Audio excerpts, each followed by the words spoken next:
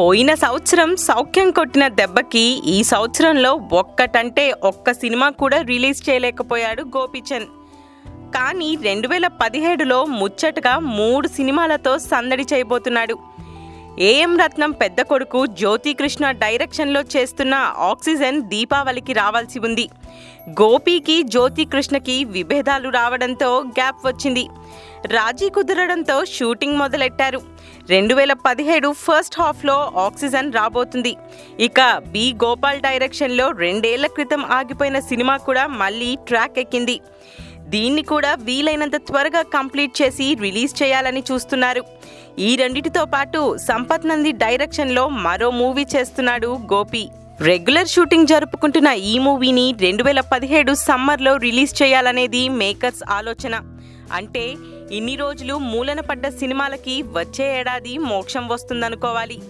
Already 2017లో తమ సినిమాల కోసం చాలా మంది ఖర్చీఫ్లేశారు. వాటి మధ్యలో గోపీచంద్ సినిమాలు ఎప్పుడొస్తాయో, ఎన్ని హిట్ అవుతాయో చూడాలి. మరిన్ని ఫ్రెష్ ఫిల్మ్ అప్డేట్స్ కోసం మా TFC మీడియా ఛానల్ని సబ్స్క్రైబ్ చేసుకోండి.